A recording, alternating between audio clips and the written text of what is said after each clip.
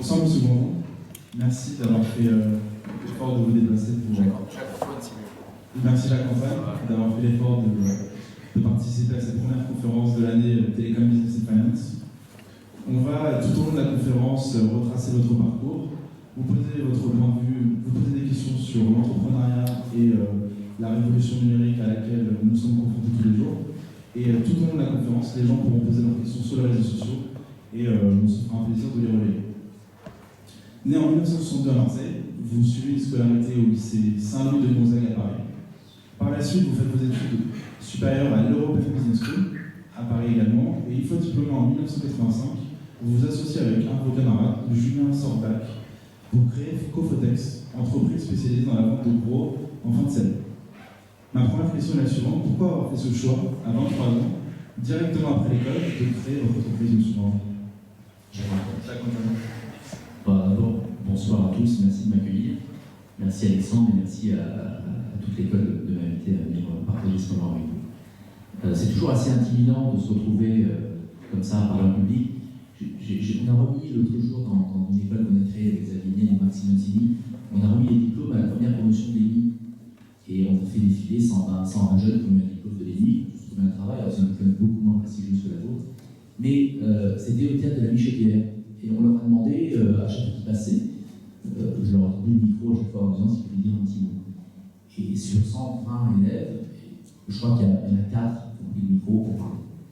Et finalement, c'est intéressant de se dire ça, ça veut dire que en France, les étudiants, quand ils arrivent, ou les écoliers, quand ils rentrent dans une école, on leur dit assieds-toi, tais-toi.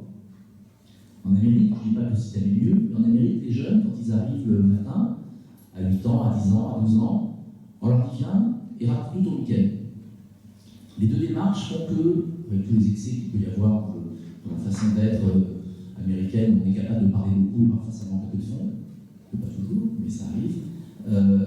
On est capable de faire des jeunes qui prennent la parole facilement, arrivent à exprimer leurs idées, arrivent à parler aux autres, arrivent à communiquer, arrivent donc à manager. C'est hyper important. Je voulais vous le dire, parce que moi j'ai pas spécialement été formé pour parler en public. Je le suis devenu, parce que j'ai une boîte qui a grossi avec 2200 personnes, et j'étais obligé à un moment donné de prendre la parole. Enfin, je me force un petit peu. Et c'est extrêmement important. Surtout vous qui êtes des ingénieurs, des gens qui avaient le cerveau qui marche vite, qui savaient être à la fois conceptuel et analytique, synthétique. N'oubliez jamais que la communication, parler aux autres, diriger les équipes, ce qui vous arrivera, c'est essentiel aujourd'hui dans le monde, encore plus dans le monde dans lequel on vit, dans le monde de communication. Voilà, je voulais vous dire ça.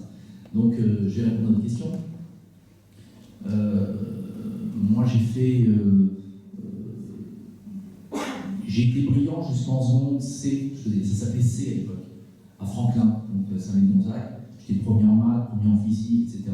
Mais j'avais 15 ans et mes parents ont écouté à ce moment-là le père Seignier, qui était mon père, c'est l'école catholique, hein, vous connaissez, qui leur a dit oh, il est trop jeune, il est trop jeune pour passer le bac français, envoyez-le en Angleterre. Et je suis parti dans une école en Angleterre qui s'appelle l'Oratory School à 15 ans, plutôt que de rentrer en première C. Ça a changé ma vie. J'ai appris à cette époque-là, hein, à 15 ans, à plus travailler. J'ai eu ma mère sur le dos et j'ai appris à plus travailler. Alors j'ai fait du foot, j'ai essayé d'aller à Londres le week-end, et quand je suis revenu, c'était terminé, j'avais basculé, je m'intéressais plus aux soirées qu'aux études. Et donc j'ai été poussé à force de petits cours pour rater mon bac C en ayant 1 en maths. C'est difficile, hein, ça va vous faire marrer vous en maths. Moi ça m'a pas fait marrer sur le coup. Et j'ai passé un bac B à Sainte-Croix. Et ensuite, j'ai été pris à Dauphine. À l'époque, c'était Dauphine était une université qui commençait à bouger parce qu'il y avait une section qui s'appelait Ecofi, dans laquelle toute la partie financière, la bourse, etc., c'était sur la partie quand même. D'abord, c'était plutôt macroéconomique. Et moi, j'étais plus intéressé par la microéconomie. Mais je me suis inscrit à Dauphine. Et dans une école de commerce, qui est une toute petite école de commerce, mais qui était vachement sympa parce qu'elle était rue de la Paix. Et c'est très agréable d'aller travailler à rue de la Paix, surtout à l'époque, on se garait place Vendôme, on pouvait se garer, et c'était des beaux moments même. Et j'ai passé 4 ans très agréables dans cette école. Et j'y ai appris une chose importante, j'ai fait des stages dans les entreprises, stage qui m'a le plus marqué à l'époque, hein, parce que c'était une fille assez insouciante. C'était un stage ouvrier que j'ai fait chez Sodexo dans une tour à la Défense pendant 1 mois. Et c'est vrai que ça m'a fait comprendre la vie de gens que moi je ne côtoyais pas. J'étais plutôt d'un milieu bourgeois qui faisait 2h30 de métro le matin pour se retrouver à 4h à la Défense pour laver des salades et repartait à 3h après avoir gagné le SMIC qui à l'époque était de 1500 francs, hein, un truc comme ça. Je ne crois pas qu'il n'était pas encore à 3000 francs. Et qui repartait faire 2h30 de métro. J'ai eu une vraie conscience de la vie des gens à cette époque-là. J'avais 19 ans. Ensuite, j'ai fait des stages dans les entreprises et je me suis rendu compte que les entreprises ne me correspondaient pas dans le sens où je ne supportais pas de recevoir des ordres et de faire des tâches qui ne me paraissaient pas intéressantes. Et c'est pour ça que j'ai décidé, le lendemain, j'ai même fait mon dernier stage. En mars 1985, j'ai monté mon entreprise tout de suite de déstockage. Donc à 22 ans. C'était en fait un désir d'être libre et indépendant. Voilà. Mais vous savez, à 22 ans, je ne sais pas, vous avez quoi, 20 ans, à peu près, en moyenne ici, 22. Bon, moi j'en ai 52. J'ai l'impression que c'était hier, hein, quand je vous vois. Moi, 22 ans, c'était hier. Hein. C'est un truc sur la vie. Ça passe comme ça. Donc on est les mêmes, on a juste 30 ans de plus, on a un peu plus d'expérience, mais on est les mêmes. On s'est peut-être un peu empoisé, on a peut-être moins d'idées radicales qu'on aimerait exprimer plus tout au long de la vie. Malheureusement, je trouve ça bien que la jeunesse exprime des idées fortes, puissantes, dérangeantes, même parfois, heureusement. Mais en tout cas, moi, j'ai monté mon entreprise pour une envie juste d'être libre et indépendant. Voilà, c'était ça. Je n'avais pas d'autre motivation. Et pendant des années, on cherche, il n'y avait pas, on en parlera peut-être de technologie, mais surtout moi, je n'étais pas ingénieur, j'étais plutôt un commerçant un peu créatif. Pendant des années, on cherche l'idée qu'on va pouvoir monter son entreprise. Et puis finalement, on s'aperçoit que si on veut le faire, il faut juste aller faire la chose qui va vous tomber dessus par hasard dans une rencontre. Et moi, j'avais des copains qui faisaient ça dans le sentier, qui achetaient les stocks des marques. Je ne connaissais pas trop les marques, et qui revendaient les stocks des marques. Et ils avaient l'air de bien vivre. Et donc, ça ne demandait pas beaucoup d'argent. Mon père m'a filé 20 000 francs, et on a démarré comme ça. Voilà, c'est vraiment le hasard de la vie qui a fait ça en cherchant l'idée géniale. J'ai jamais eu l'idée géniale. Et j'ai monté mon affaire comme ça. Avec un associé, ça c'est une petite leçon de vie. J'avais un ami associé au début, ça durait 3 mois, c'était mon meilleur ami. 20 ans d'amitié, 3 mois d'entreprise ensemble, on s'est séparés. Et on s'est quasiment plus revus après. Comme quoi, l'association et l'amitié peuvent être des choses difficiles. Et comme je ne voulais pas faire l'aventure tout seul, j'avais un autre ami, à qui en juillet, donc avril, mai, juin, le temps de me séparer de mon premier associé, à qui j'ai dit viens, on fait ça ensemble. Et 30 ans après, ça fait exactement 30 ans, on est toujours associés. Vous voyez comme quoi les deux cas sont possibles. L'association est une chose extrêmement difficile et compliquée dans la vie. À la limite, c'est presque plus dur que le mariage. Voilà. Est-ce que j'ai répondu? C'était en 1985. Ensuite, en l'an 2000, alors que la révolution digitale bat son plein, vous créez un concept unique qui va révolutionner le secteur du déstockage. Vous décidez de lancer en 2001 venteprivée.com. Donc le concept reprend celui de Cofotex, c'est-à-dire vendre des articles de fin de série, mais uniquement en ligne. Pourquoi avoir fait ce choix de changer les mœurs, d'adapter ce concept au numérique dès 2000? Ok, alors ça c'est une vaste histoire. Il faut comprendre ce que c'est que le métier de soldeur à la base, et comprendre comment après, à partir de 2000, mais finalement 2004, parce que le démarrage du e-commerce en France, le véritable démarrage du e-commerce en France, c'est 2004, c'est l'équipement des ménages en ADSL. Avant, les fichiers, les photos, etc., ne passaient pas assez vite. Ce qui veut dire qu'à la maison, attendre 10 secondes une photo ou 12 secondes une photo, c'est insupportable. Aujourd'hui, quand vous téléchargez n'importe quel fichier, si ça ne va pas à toute vitesse, déjà vous êtes frustré et vous vous dites tiens, il faut que je change d'opérateur. Ou je cherche la quarantaine, etc., ou je vais augmenter mon... Avant 2004, on peut dire qu'au niveau de la réalité du commerce, il se passe strictement rien. Alors, je reviens sur mon métier. Et très simple, vous allez comprendre très très vite.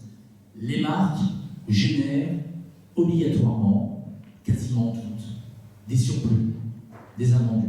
C'est quoi? C'est des collections qu'elles ont fabriquées en trop pour pouvoir, quoi qu'il achalandés des magasins, c'est des changements de packaging, c'est des collections ratées, ce sont des produits qui arrivent en retard de l'endroit de fabrication et qu'on ne peut plus mettre en boutique. Il y a plein de raisons industrielles pour lesquelles les marques génèrent des surplus. Ces surplus, entre une marque bien gérée et une marque mal gérée, c'est entre 2 et 12%.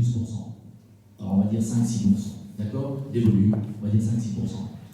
Ces volumes, à un moment donné, sont revendus dans des réseaux, enfin d'ailleurs. Le choix de ne pas les revendre est un choix stratégique des marques que je respecte. Elles peuvent en faire ce qu'elles veulent. Il y a des marques de luxe qui décident de ne pas revendre leur stock et qu'en font bien ce qu'elles veulent. Et par rapport à l'image, et je vais venir sur aussi l'image, parce que j'arrive à l'internet par l'image, c'est leur choix stratégique et je le respecte.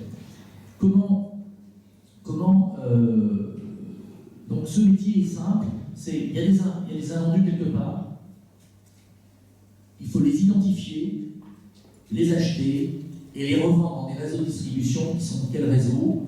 Moi j'étais grossiste, donc je vendais à qui? À des forains, à des gens comme Tati, à des gens comme toutes les soldes de prix que vous connaissez, les foires fouilles, etc. C'était ça le réseau de distribution de ces invendus. Alors pour comprendre l'évolution de mon métier, je vous fais un petit exemple.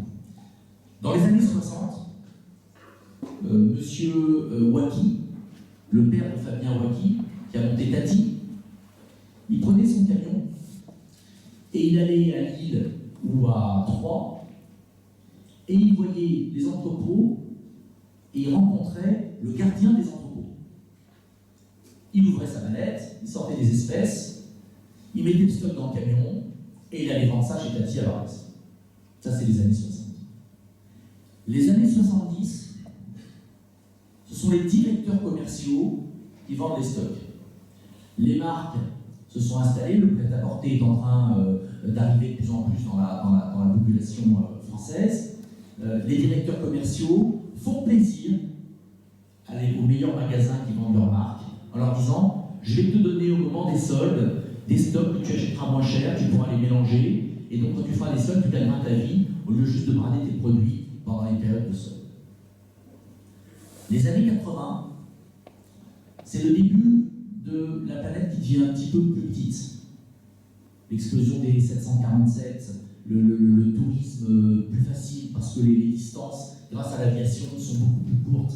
Les gens vont voyager de plus en plus. Et les marques commencent à réfléchir à exporter leurs produits. Elles n'exportent pas tant que ça dans les années 80. Mais en tout cas, les marques essayent de le faire et le directeur export vend les stocks.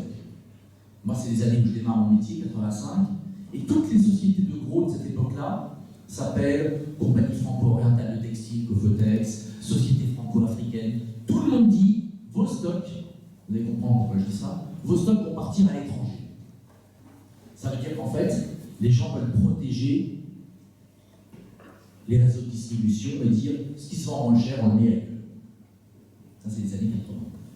Les années 90, c'est la financiarisation de l'économie. C'est-à-dire que les stocks sont vendus par les directeurs financiers. Le stock est finalement un curseur qui permet d'ajuster les bilans selon la valorisation qu'on en fait, et surtout dans le textile. C'est les années où les Italiens ont monté des énormes groupes de textiles et les ont introduits en bourse et ne dévalorisaient jamais leur stock. Il n'y avait pas de provision sur stock. Donc ils faisaient tout le résultat, mais en fait le résultat était conditionné par les stocks qu'il y avait dans leurs entrepôts qui ne décoûtaient pas. Ce système a explosé en vol dans les années 90. Les années 2000 sont les PDG des marques qui vendent des stocks. Et ça, vous dites, wow, qu'est-ce qui s'est passé en 40 ans? En 40 ans, du gardien des entrepôts au PDG des marques, tout simplement la force de l'image.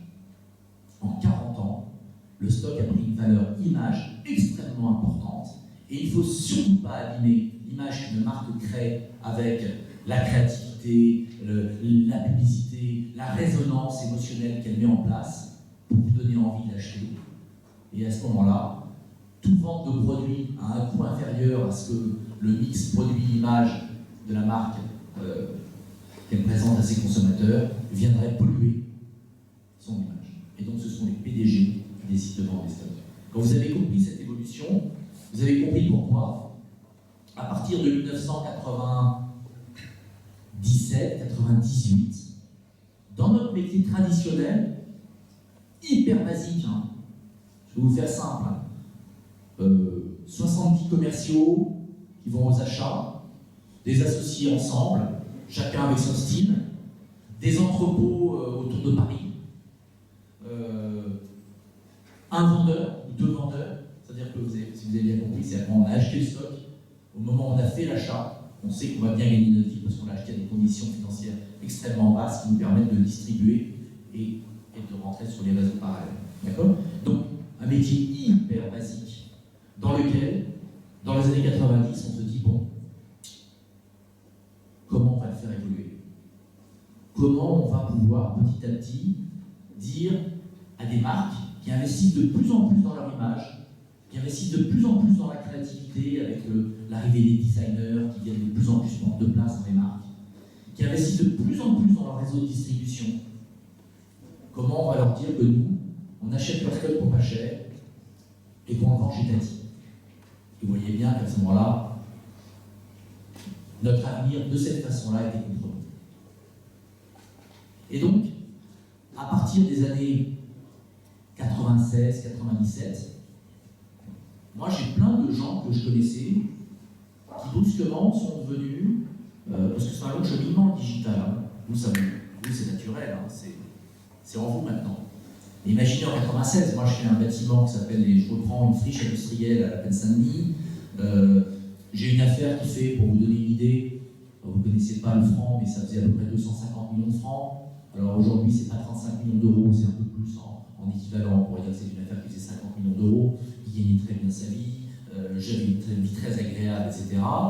Et je suis à la Plaine-Saint-Denis, et mon premier contact avec la technologie, c'est de dire, tiens, dans ce bâtiment que je rénove des imprimeries du monde, où je vais faire mes bureaux, je vais mettre des prises RJ45.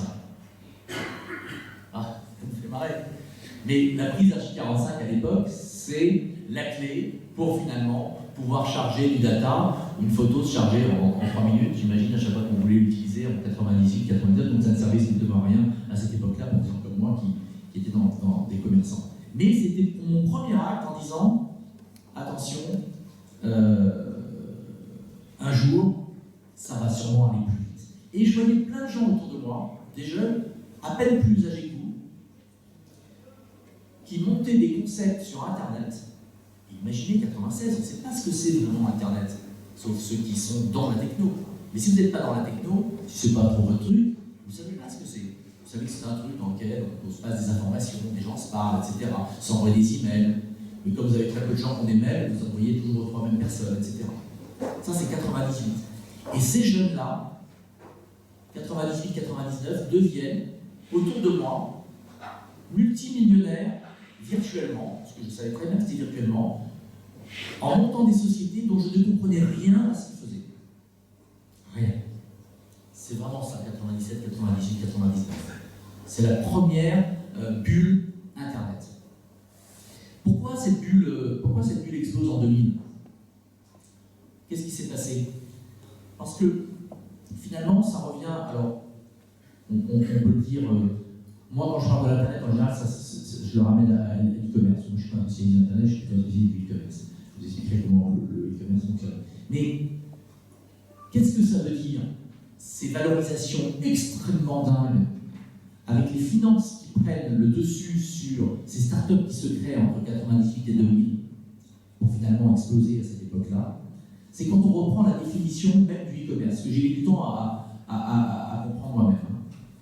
Ce n'est pas la définition que j'ai trouvée en une journée. C'est aujourd'hui, pour moi, je vais vous dire ce que c'est le e-commerce, c'est la possibilité pour n'importe qui, pour 2000, 3000 ou 4000 euros, et peut-être même moins, d'ouvrir une boutique. Bon, vous dites sa définition, c'est un peu léger. Deuxième partie de la définition, c'est que cette boutique, si vous en donnez les moyens, vous pouvez l'agrandir à l'infini. Donc vous pouvez élargir les murs à l'infini. Là, ça commence à devenir intéressant. Parce qu'ouvrir une boutique dans une petite rue à Compiègne, et acheter un fonds à 20 000 euros, tout le monde peut le faire. Mais là, brusquement, cette boutique de Compiègne, elle a 100 mètres carrés. Là, brusquement, dans les commerces, cette boutique, elle a une taille infinie. C'est le modèle Amazon. Et troisièmement, troisième partie de la définition, il va conditionner toute la bulle financière. Alors, c'était pas sur le e-commerce, mais c'était sur des modèles Internet qui sont des cousins. C'est que si vous en donnez les moyens, vous pouvez faire entrer le monde entier dans votre boutique. Si vous êtes dans une boutique à Compiègne ou même à Mimosas, ça va être compliqué de faire entrer le monde entier dans votre boutique. Sur Internet, votre boutique, si vous arrivez à générer le trafic, si vous arrivez à générer l'offre, il va donner envie aux consommateurs de venir. Ils vont venir chez vous, de Chine, du Chili, de France, du Japon, modèle Amazon. Quand vous avez compris cette définition qui est toute simple, vous comprenez pourquoi les financiers adorent le modèle Internet. Il y aura un peu d'élus, parce que tout le monde ne pourra pas faire des boutiques à l'infini et tout le monde ne pourra pas faire entrer le monde entier dans sa boutique. Mais c'est pour cette raison-là qu'il y a des valorisations extrêmement fortes sur les startups, dans les e-commerce ou dans l'Internet. C'est parce que le modèle dit, si ça marche, ça peut être immense. Et dans les business, c'est pas toujours comme ça. Dans les business physiques, pour que ça marche et que ce soit immense, il faut énormément d'investissement, sur Internet aussi. Mais c'est pas la même chose, ça donne l'impression d'aller beaucoup plus vite. Je reviens à lui. N'hésitez pas, si vous avez des questions à me poser, à lever le doigt, je réponds. Moi, je suis disponible pour vous jusqu'à 8h15, donc n'hésitez pas à me couper le cœur pour ça. À partir de 99-2000, je suis extrêmement frustré. Je suis frustré parce que je suis plutôt un entrepreneur, j'aime bien être libre, je vois mon business, je suis un garçon plutôt créatif, c'est mes qualités, j'aime bien regarder comment sont les choses, inventer, essayer de regarder, je suis plutôt créatif. Et je suis très très frustré dans ma vie parce que je me dis, bon, moi j'ai un modèle, j'achète des stocks, je ne crée pas de valeur ajoutée, je suis au bout de la chaîne industrielle, c'est certes on négocie, certes on rend un service aux marques en leur disant qu'on va les payer vite, qu'on prend leur stock rapidement, qu'on vide leur entrepôt, qu'on va distribuer leurs produits dans des endroits qui vont les gêner le moins possible. Mais je suis quand même extrêmement frustré. Et je sens aussi surtout, ce que je vous ai dit tout à l'heure, cette montée en puissance de l'image. Je sens aussi surtout des changements dans la distribution, des changements qui arrivent avec l'arrivée de marques comme H&M, Zara. C'est des changements profonds. Avant les filles de 20 ans, quand elles avaient envie d'aller s'acheter des petites marques un peu sexy et des marques de prêt-à-porter, et qu'elles n'avaient pas les moyens, parce que les étudiants n'ont pas beaucoup de moyens, ou même des femmes qui n'avaient pas beaucoup de moyens, elles allaient dans les solderies chercher des marques qu'elles pouvaient trouver pour moins cher. Et brusquement, arrive M. Zara. Et lui, il dit, je vais vous vendre des produits pas chers et pas sexy, qui sont dans la tendance, parce que j'ai copié tous les créateurs, et je les mets directement sur le marché avant même que les marques qui les ont inventés arrivent à les faire. C'est ça, Zara. C'est fantastique, mais ça peut quand même être un modèle qui copie complètement et qui pille complètement la création des autres. Mais avec une célérité incroyable, puisque, et surtout avec l'accélération de la diffusion des images. Avant, parce que là je suis en train de parler finalement de technologie, là, à ma façon, mais avant, quand des marques faisaient des défilés, soit en prêt-à-porter, dans la couture, dans ce que vous voulez, qui créaient les tendances, les premières photos, elles passaient dans des magazines, on attendait le L, les filles attendaient le dernier L, le dernier, etc. Ça prenait un peu de temps tout ça pour arriver.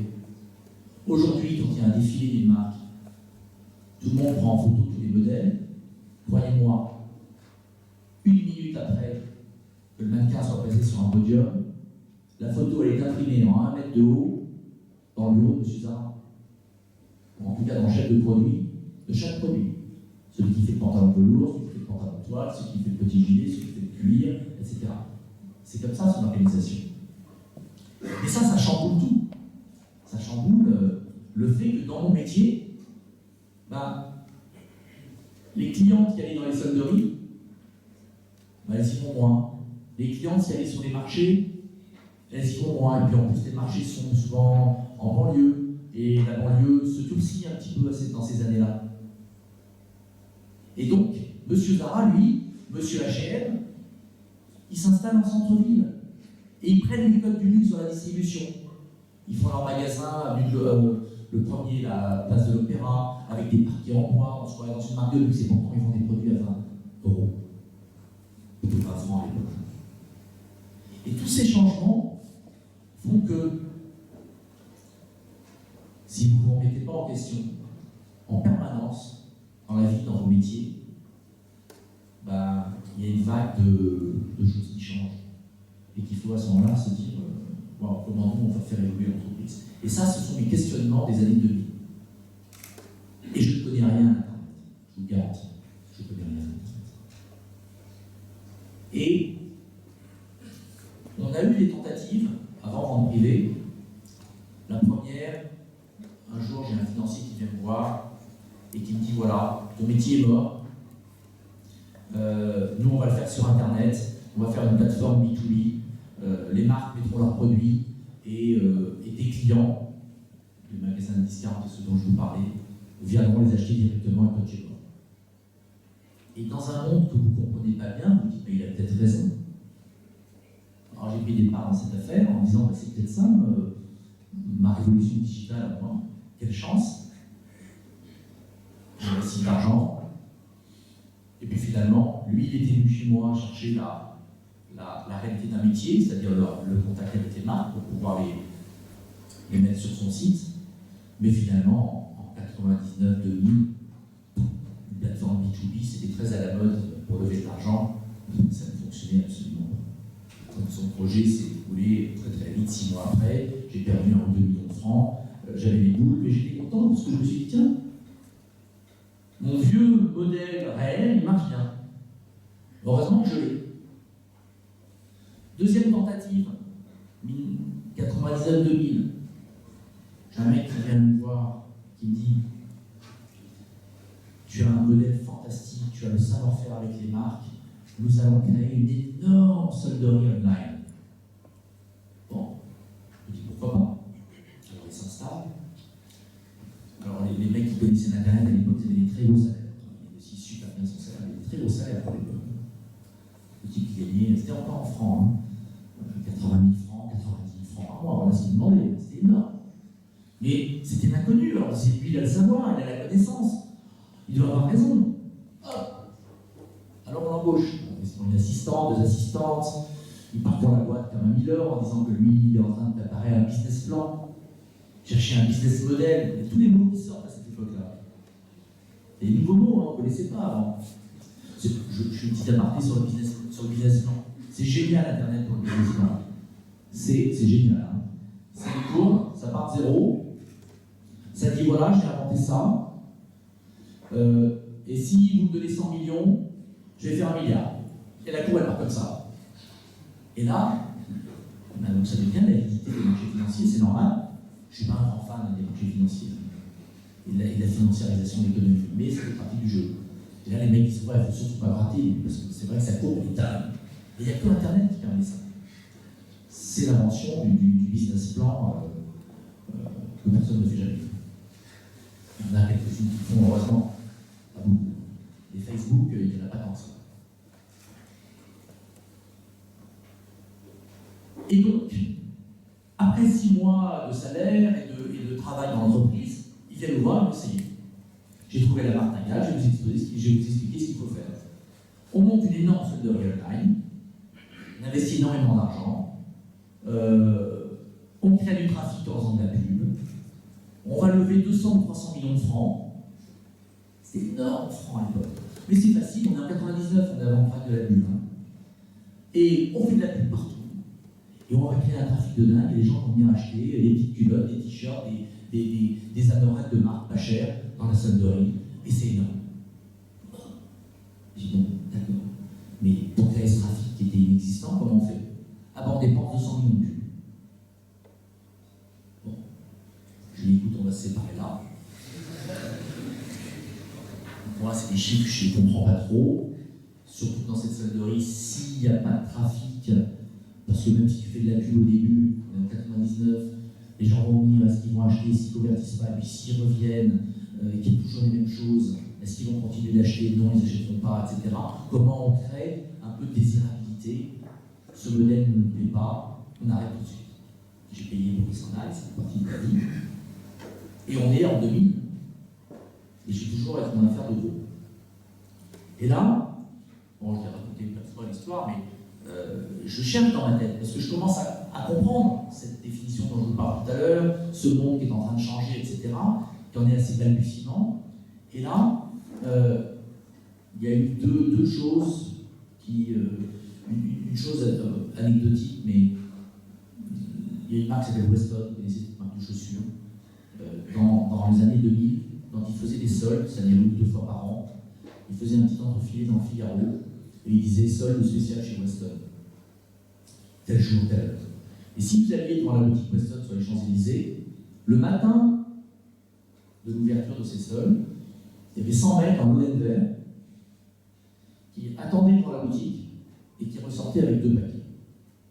En général.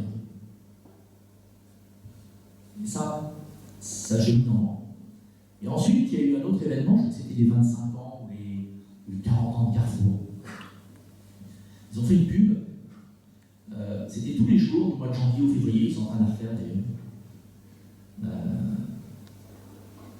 Et c'était tous les jours, derrière la dernière page de l'IB et derrière la dernière page du Figaro, de journaux comme ça, c'était aujourd'hui 1000 télévisions Sony à 200 francs et pas une de plus. Et là, vous étiez sûr que les consommateurs allaient chez Carrefour, achetaient 1000 télévisions Sony, mais s'étaient déplacés et à ce moment-là faisaient leurs courses, etc. Et c'est vraiment de ça que je voyais tous les jours pendant ce mois de janvier, je ne sais plus si c'est 2000, je crois que c'est 2000, tous les jours dans le journal. Le lendemain, c'était 2000 voyages à Rio, par Air France à 99 francs, etc. Et c'est là où je me suis dit, waouh, ça c'est vachement intéressant. Ça, c'est un modèle qui me plaît. Comment je peux le travailler avec mon métier? C'est allé assez vite. J'ai réuni mes associés dans mon bureau, qui est le même que le cas, mais je leur ai dit voilà ce qu'on va faire.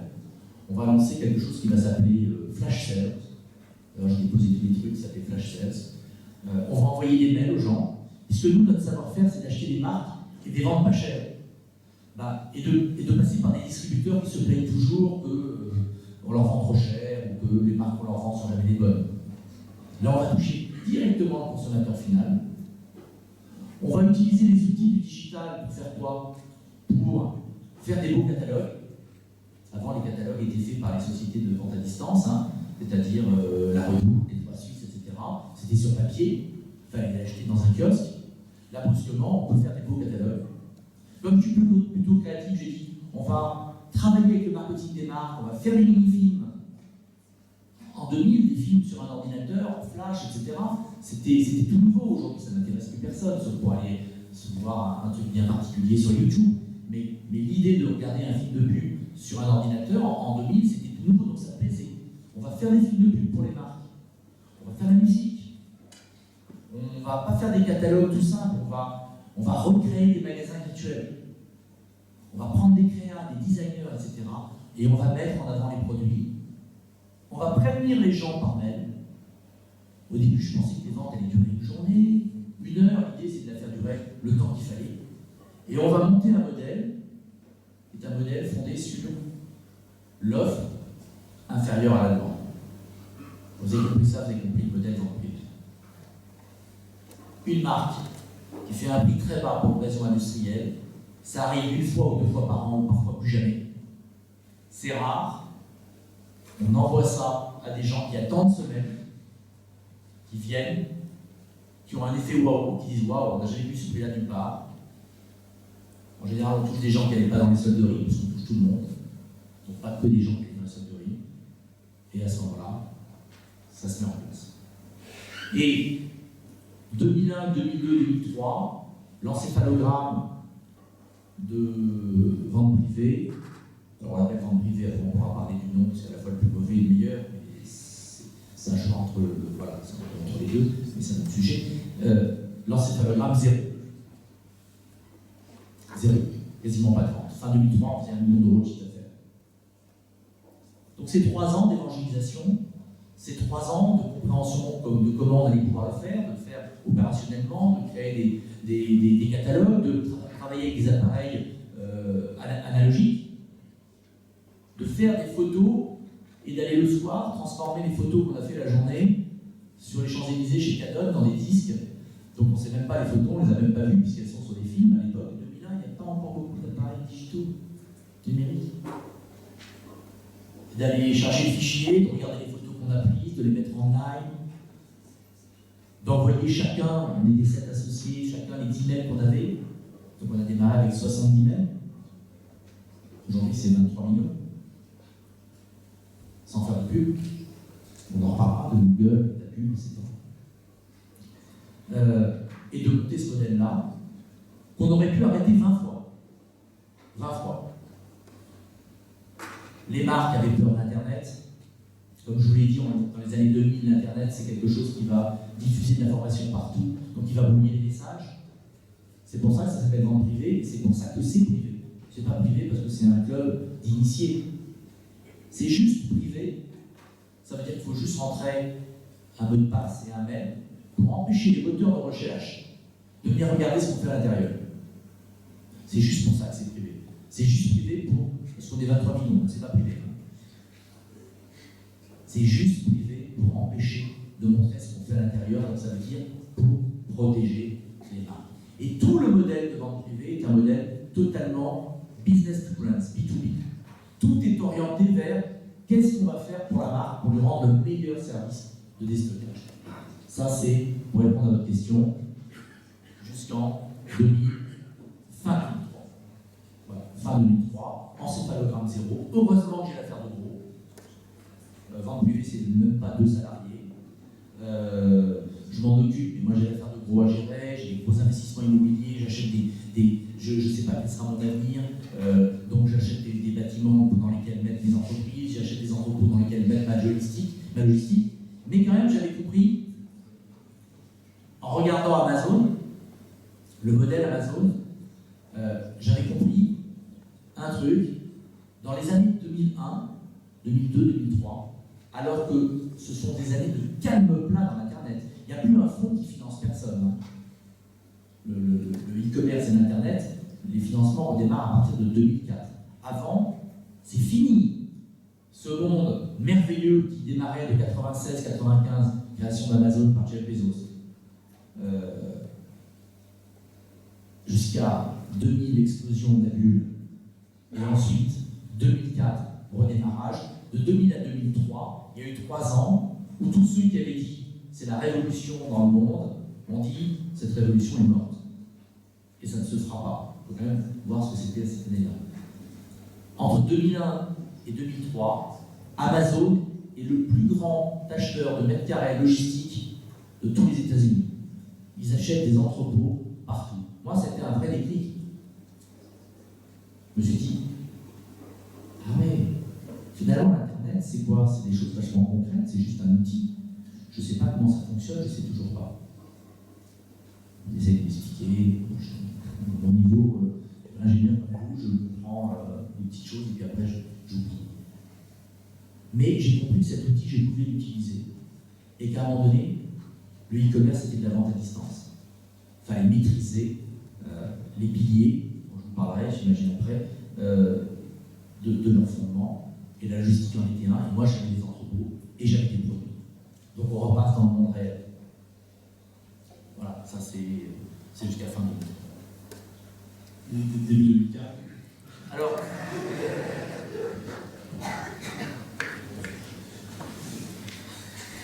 Alors 2003, on fait une vente. Une marque de lingerie que les jeunes femmes connaissent sûrement, qui s'appelle Lise Charmel. Et là, vous êtes en novembre 2003, et la vente marche super bien. Je crois qu'on fait, c'était le début de l'euro, on a dû faire 100 000 euros de chiffre d'affaires en quelques heures. C'est énorme.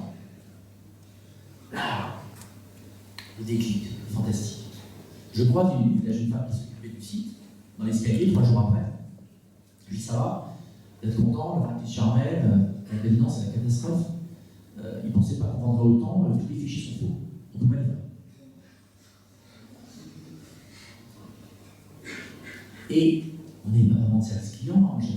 Il y avait quelques jeunes filles qui étaient là, qui faisaient des petites écoles de marketing qu'on avait embauchées. C'était pas si facile à embaucher dans les startups à cette époque-là. Et là, toutes ces femmes qui avaient acheté, elles ont commencé à envoyer des mails. Vous nous livrez quand, etc. Mais moi, j'avais personne pour répondre à autant de mails. Et qu'est-ce que vous faites quand on ne vous répond pas à votre mail? Ben, vous renvoyez un mail. Puis quand on ne vous répond pas, vous en envoyez 3. On s'est retrouvé avec 300 000 mails à gérer. Et franchement, l'aventure aurait pu s'arrêter là. À ce moment-là, je dis, bon, on a un gros souci. J'ai rédigé un mail que je vais envoyer à ces 3 000 ou 4 000 acheteuses, et en fait à toute notre base de vente, qui était petite à l'époque, c'était une centaine de milliers de personnes. Et je leur dis, voilà, arrêtez d'envoyer des mails. On ne veut pas vous répondre. Derrière les outils, il y a les hommes et les femmes. J'en ai pas assez. Je vais vous rembourser. Faites-nous confiance. On est faillible, mais on va progresser. Vous arrêtez d'envoyer des mails. On va rembourser. Mais ça a été le déclic qui a créé tout ce qu'on a fait avec Vente Privée ensuite. C'est-à-dire que moi, à Noël 2003, je dis à mes associés, voilà, l'affaire de Gros, qui faisait, donc, comme je vous l'ai dit, 50 millions d'euros de chiffre d'affaires, qui fonctionnait, je ne m'en occupe plus, je vais me concentrer que sur Vente Privée. Il y avait 3 ou 4 salariés, plus des stagiaires, etc. J'ai réuni tout le monde, janvier 2004, dans une cuisine que j'avais au bureau, et on a démarré l'aventure. Et pourquoi 2004, fin 2003-2004, je vous l'ai dit tout à l'heure, c'est la part de chance de toutes les aventures. Hein. La DSL, si la DSL était arrivée 3 ans après, je pense qu'on n'aurait pas tenu 3 ans après. Si la DSL était arrivée 5 ans plus tôt, on aurait été en retard, nous, parce que j'aurais eu l'idée plus tard. Donc, vous voyez, il y a toujours dans un succès des parts de chance qu'il faut saisir. Nous, notre chance, c'est d'être prêt au moment où la DSL équipe les ménages. Ça veut dire quoi, la DSL équipe les ménages? Aujourd'hui, ça vous paraît un truc totalement banal. Mais en 2004, ça veut dire que brusquement, les femmes, parce que c'est les femmes qui font véritablement démarrer le commerce, c'est pas les hommes. Jusqu'à 2003, les hommes qui travaillaient dans la banque, dans la finance, avec des ordinateurs connectés, avec des lignes un peu rapides, qui coûtaient certainement cher, mais il y avait des raisons. Alors ils achetaient des choses, ils se baladaient, et certaines femmes certainement aussi. Mais quand la DSL s'équipe à la maison, quand les femmes, qu'elles ne travaillent ou qu'elles ne travaillent pas, qu'elles habitent en province ou à Paris, se retrouvent avec une fenêtre nouvelle pour exciter leur curiosité, les femmes sont même plus curieuses que les hommes, pour découvrir des nouvelles expériences de shopping. Les femmes préfèrent le shopping que les hommes. Se retrouvent à un moment donné à découvrir ce monde qui s'ouvre à elles, soit en rentrant du bureau, soit en ayant accompagné les enfants à l'école, mais se retrouver avec une vraie fenêtre de liberté à elles qu'elles peuvent explorer. C'est ça le démarrage du commerce en France. En privé, c'est 70% de femmes. Bon, il y a autant de femmes qui travaillent entre nous, mais c'est 70% de femmes qui travaillent entre nous. Mais c'est aussi 70% de femmes qui sont membres, parce que les femmes achètent pour la famille, pour les enfants, pour les animaux, pour les hommes, pour elles. Les hommes, ils achètent beaucoup. Ils sont égoïstes. Donc, c'est un démarrage. Mais véritable, hein, si on raconte l'histoire, c'est les femmes qui, brusquement, ont cette fenêtre sur une nouvelle expérience de shopping. Et qui, chez Vente Privée, est plutôt agréable. Pourquoi? Parce que les catalogues sont pas mal. On ne fait pas de pub. On ne vous embête pas avec de la pub. On vous sollicite par un mail, mais on vous laisse tranquille ensuite. On vous laisse totalement libre. Vous expliquez pourquoi. On vous offre des marques ça rassure. On le fait dans un cadre plutôt créatif. Et il y a des prix très agressifs. Donc, il y a tous les ingrédients pour casser les freins de je vais mettre pas ma carte de crédit, je je vais leur faire confiance ou pas leur faire confiance. Et toute cette aventure sur le service client au moment de cette vente qui charnelle a été le cœur du développement du service client en vente privée. Je dis ça, ça ne m'arrivera plus jamais. Et nous aurons de toute manière cette relation totalement transparente avec nos membres. Donc la stratégie de développement, et il faut savoir que vente privée de 2004 à 2010, je pense, buguait tous les jours. Parce que le trafic, qui était croissant tous les jours, l'explosion du trafic le matin, parce qu'il y a un pic à l'ouverture à 7h du matin, par ce modèle d'offre inférieur à la demande, faisait sauter les serveurs tous les jours. Et on avait beau en rajouter, la redondance n'était pas comme il fallait, etc. Donc, vente privée était faillible. Mais on a eu pendant toutes ces années cette relation extrêmement proche de nos membres en leur disant faites-nous confiance, il y a des erreurs, on les répare, on y travaille, etc. Et ça, c'est aussi quelque chose que vous ne pouvez pas faire. Aujourd'hui, vous montez un site internet et une marque. Vous ne pouvez pas dire à vos clients, on va faire des erreurs.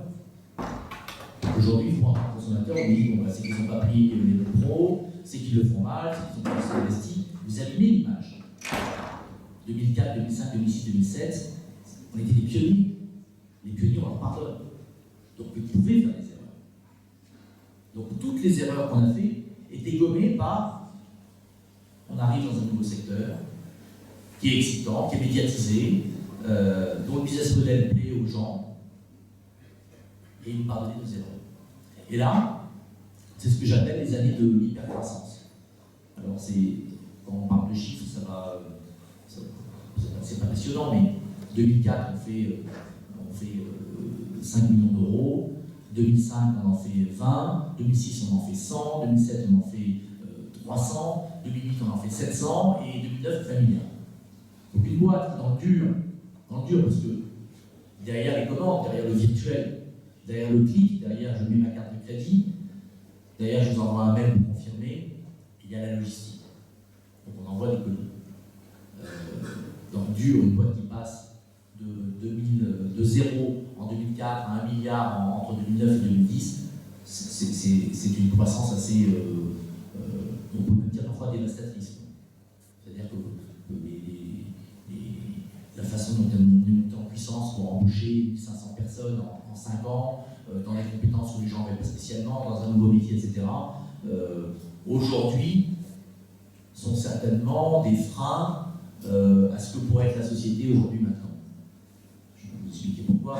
C'est parce que quand vous embauchez et que vous démarrez une entreprise et qu'au début c'est une petite start-up et que vous prenez soit des experts, soit des gens de bonne volonté, soit des gens responsables qui veulent faire une nouvelle aventure avec vous, et quand la société grossit, qu'est-ce que vous faites? Vous dites bon, j'ai besoin d'embaucher du monde, lui il est bon là, lui il a la retouche, c'est un super retoucheur, il est vachement sympa. Allez, je vais lui donner une petite équipe à gérer. Et là, vous avez un expert, et brusquement, vous le transformez en manager. Le mec, il a 24 ans, il a 25 ans, il s'en fout du management, sinon il aurait fait l'école de management, il serait intéressé, il est expert, il est retouché. En général, vous prenez le meilleur. Et en général, et vous le faites gérer ses copains. Ah ouais, c'est ses copains, avec qui il va prendre un verre, avec qui il reste tard le soir, qui fait livrer les pizzas quand on est à la bourre et qu'il faut faire le site qui va ouvrir à 7h et qu'à 3h du matin, il n'est pas tout fini, etc. Alors ça marche au début, quand vous faites 20, 30, 50, 100 millions, quand vous êtes 100 ou 200 personnes et que je connais tout le monde par votre prénom. Ça marche. Mais à un moment donné, ce système-là, malheureusement, je ne connais pas d'autres, si vous voulez rester libre et indépendant, c'est-à-dire pas dépendre des fonds et pas lever d'argent, c'est le système qu'on avait choisi nous, d'être libre et indépendant, ne jamais lever d'argent avec le privé, donc le faire en croissance organique et en nous finançant nous-mêmes. Ce système-là, à un moment donné, il crée quoi? Il crée des gens qui sont dans l'entreprise, qui parfois sont à des postes où ils n'ont plus de niveau, mais ils ont été super loyaux, ils ont été responsables. Et vous les aimez, ces gens-là. Mais il faut qu'ils s'en aillent.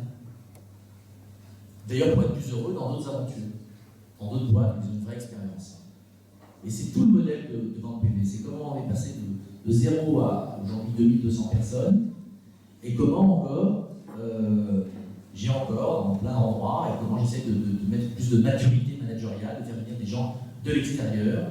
Et c'est extrêmement difficile parce que vous avez des gens qui font partie de l'aventure et qui aujourd'hui parfois n'ont plus leur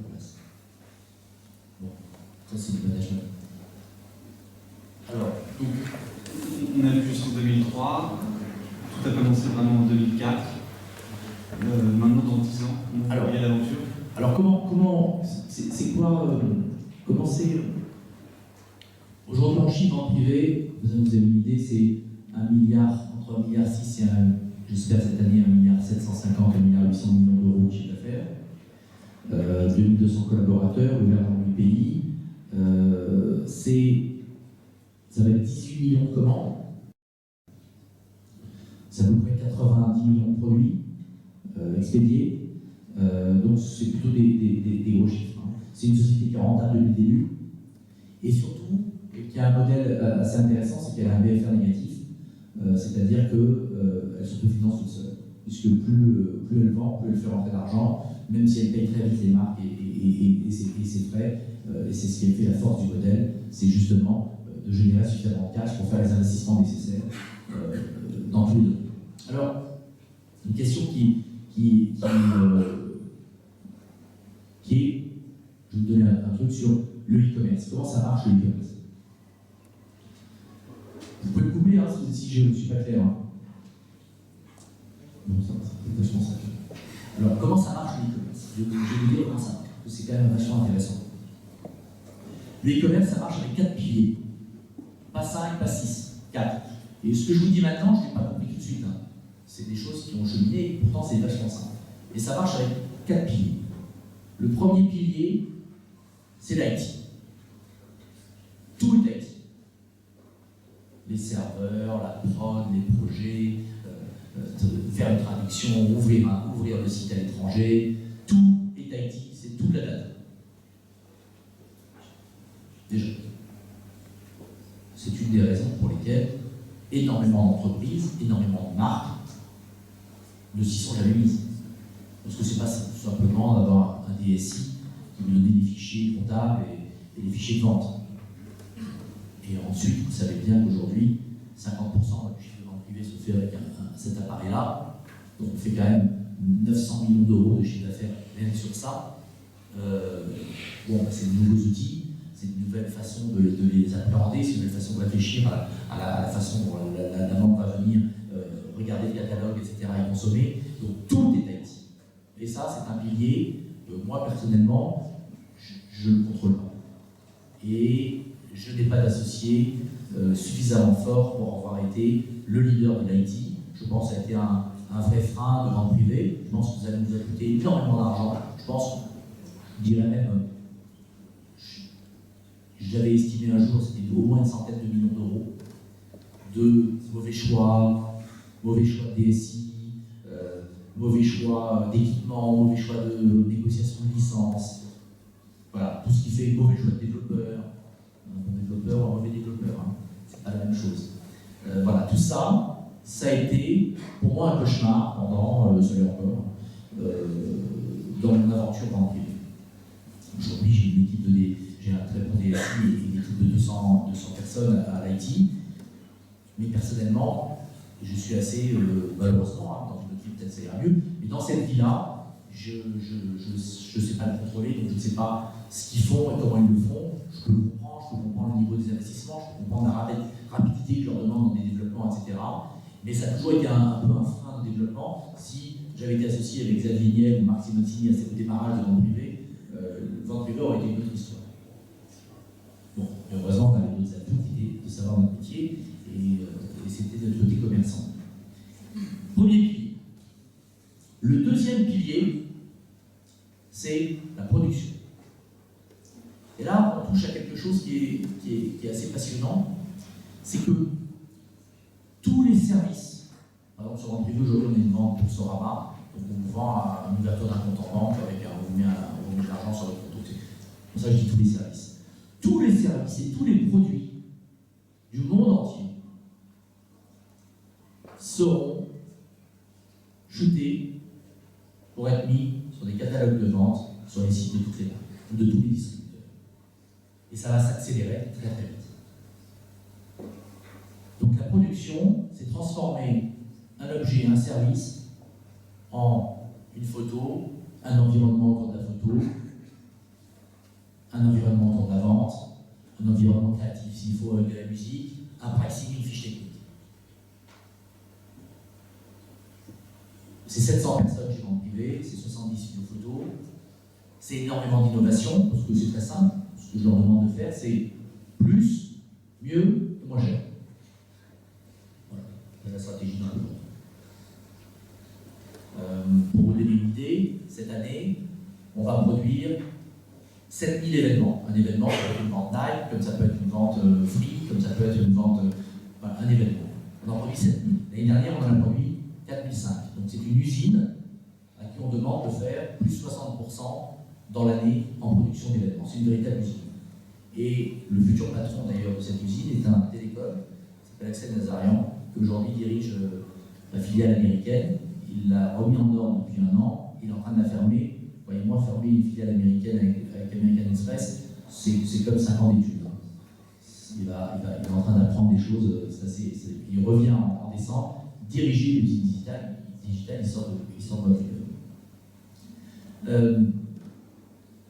Chez Vente Privée, par exemple,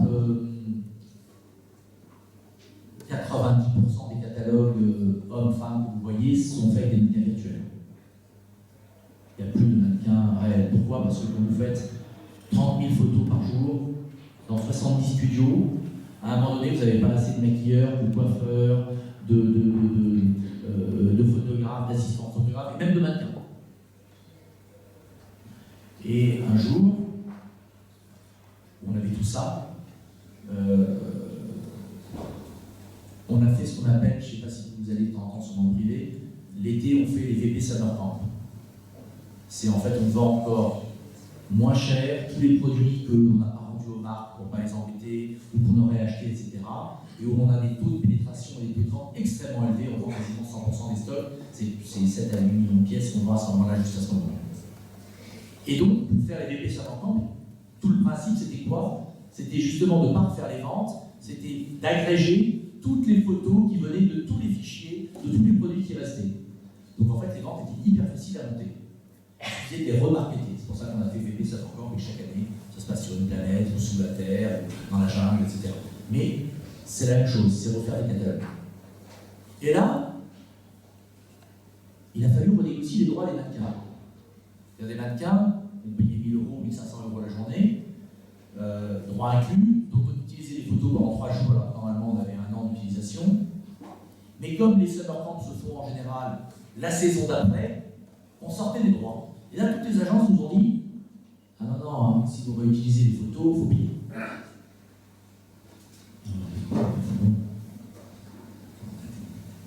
Recherche commerciale, ok, mais si on paye pour ça, on va prendre une autre agence à l'avenir, etc.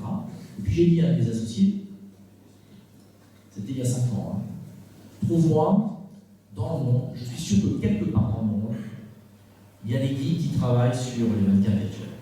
Fais le monde entier et trouve-moi une société qui fait ça.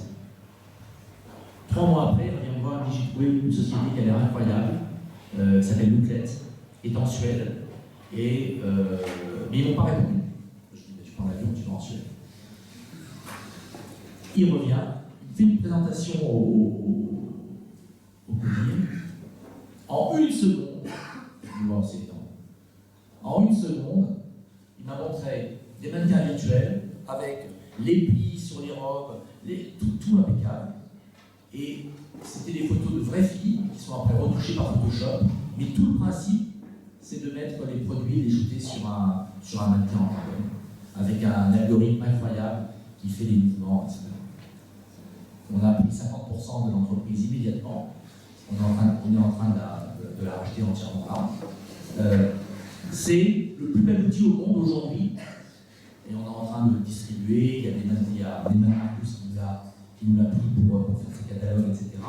Pour faire des photos. Et en plus, vous choisissez le mannequin. Alors, ils sont des corps parfaits. Les hommes ont des corps parfaits aussi. On a plein de poses avec des mannequins en carbone différents. Et on les fait bouger. Au début, c'était un peu figé. Alors, les gens disaient, c'est quoi ces mannequins qui sont privés? Ils ont toujours la même pose. Alors maintenant, il y a des trucs aléatoires, il y a des petites erreurs. Et c'est un truc fantastique. Vous voyez, c'est comment vous remplacez des mannequins, des photographes, des maquilleurs, des coiffeurs, qui vous mettez une pression considérable. Parce qu'au début, vous savez ce que c'est une entreprise. Vous démarrez, les premiers studios, c'est les premiers shoots, vous les faisiez dans le salon de mon ex-femme. Donc, au début, c'est sympa, quoi. Vous avez les copains photographes, tout le monde HLM, c'est pas grave, tout le monde bouffe ensemble. Quand vous avez 40 studios, les habitudes se prennent, les photographes vous disent, ah ben nous on a toujours déjeuné, alors on continue de déjeuner, c'est offert par les trucs. Et brusquement, vous avez une boîte qui devient un peu industrielle, et vous avez des acquis qui font qu'à un moment donné, ça devient ingérable. Et vous avez besoin de produire des ventes, de monter en qualité, et quand vous avez trop de monde à gérer, ça devient très difficile. Surtout dans ces métiers-là avec des créatifs. Et c'est là où la technologie est fantastique. Et se met à remplacer en permanence, tout en créant d'autres, vous savez bien, d'autres, c'est Schumpeter finalement, d'autres besoins et d'autres compétences.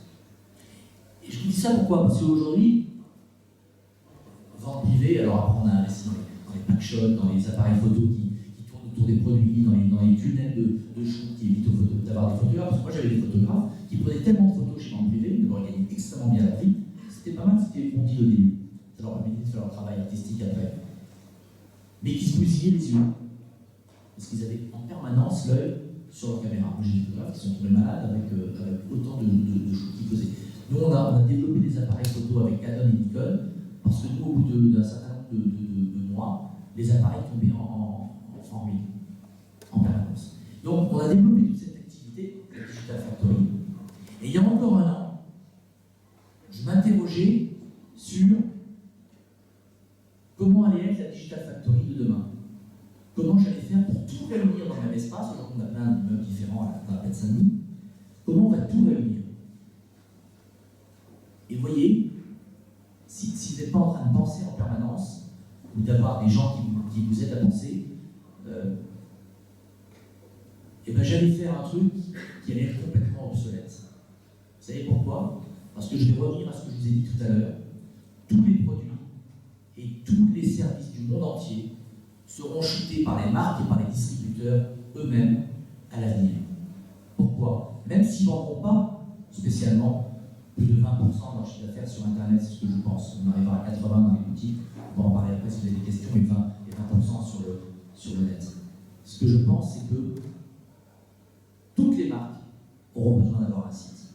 Donc finalement, aujourd'hui, moi par exemple, j'ai une centaine de personnes qui font que des fiches techniques.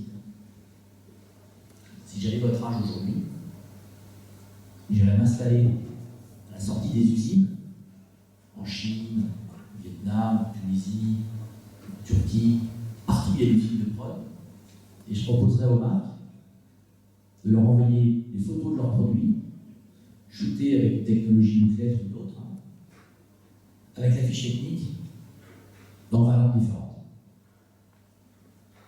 Et il y a un marché gigantesque. Parce qu'elles en ont tout besoin, et elles peuvent constituer leur book à l'avance, et vendre des produits à l'avance, avec les mannequins de leur choix, les têtes des mannequins de leur choix qu'elles ont choisis, etc.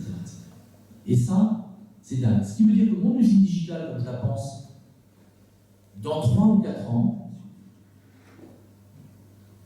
sera juste. Alors bien sûr, il y aura tout l'entourage des ventes, il y aura le travail sur le pricing, il y aura le travail sur la créativité qu'on met quand même de notre façon chez vente privée, mais ça sera de l'agrégation de fichiers, de photos, de data. Et si je me plante en disant non, je vais faire des studios photos, j'en ai 70, mais je vais en faire 150, ben j'investis, j'aurai 150 studios, alors peut-être que je peux développer une entreprise qui le fait pour les marques, peut-être que je peux développer une clé qui le fait pour les marques, c'est ce qu'on va faire. Mais en tout cas, pour vente privée, les marques nous fourniront elles-mêmes leurs photos. Alors bien sûr, parfois elles ne sont pas adaptées à ce qu'on veut de notre catalogue, mais les marques savent très bien à un moment donné qu'elles font des photos le plus qualitatives possible, et tout le monde s'achète une photo, surtout vendue sur un smartphone, parce que n'oubliez pas que sur un smartphone, ça c'est plutôt intéressant d'ailleurs, dans les années 2000, jusqu'à il y a 2-3 ans, l'arrivée des smartphones, la consommatrice en privé, ou le consommateur en privé, il est sur un portable comme ça. Il est chez lui. Il se prépare un moment, soit avec sa tablette, il est sur son lit, soit il est dans la salle à manger, soit il est où il veut. Et il découvre ce nouvel univers, il regarde les photos, il prend son temps, etc. Il va sur les ventes, bien évidemment, il va sur le catalogue. Mais si quelqu'un le téléphone à ce moment-là, ben, il ne lâche pas ce qu'il est en train de faire, il continue de jouer avec la souris, il va à droite à gauche. Aujourd'hui, avec 50% du chiffre d'affaires fait sur un portable, déjà quand vous avez une consommatrice ou une membre qui est en train de regarder un produit que quelqu'un l'appelle, déjà elle lâche son achat. C'est pour ça que les taux de pénétration, les taux de vente, les taux de transformation avec un portable sont moins importants que sur un site. Mais l'avenir, c'est quand même qu'il y aura des portables que tout le monde utilisera son smartphone. Donc il faut repenser la façon dont vous présentez vos catalogues. Parce que la femme va utiliser son smartphone, peut-être en attendant pendant 5 minutes quelque chose. Donc il faut aller beaucoup plus sur le produit. Le monde a complètement changé. Si on se remet pas en permanence en question sur la façon dont la consommatrice va venir ou le consommateur va venir chez vous, va vous planter. Et vous ne comprenez pas pourquoi. Alors ça, c'est le deuxième pilier. Le troisième pilier, c'est la logistique.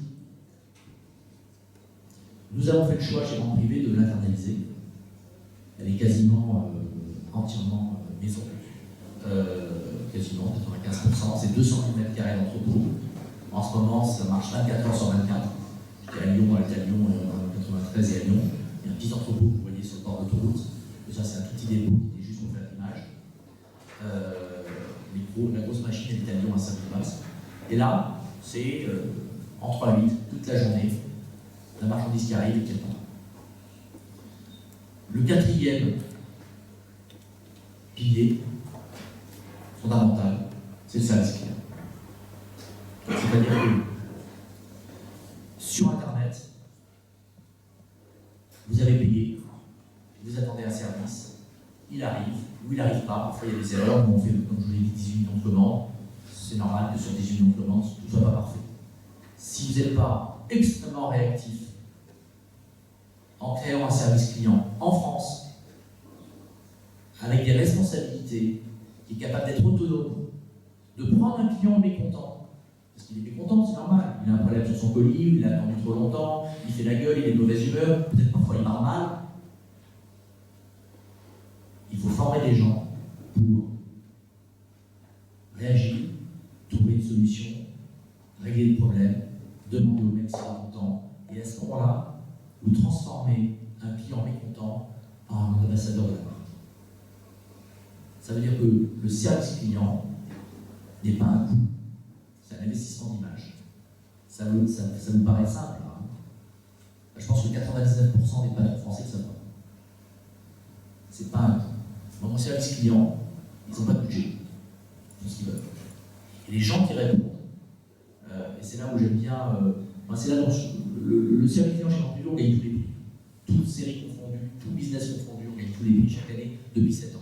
Ils ont comme objectif de gagner chaque année. Le service client, là où je suis le plus fier, c'est en général les gens qui bossent dans les services clients, ils bossent, ils sont mal payés. Ils bossent dans les endroits un peu pourris. À part Solid qui est à la Madeleine, ils sont plutôt pas dans les centres-villes. Ils ne sont pas tellement reconnus dans la vie. Ils ne font pas un boulot passionnant. Leurs enfants leur disent éventuellement qu'ils font un boulot de merde.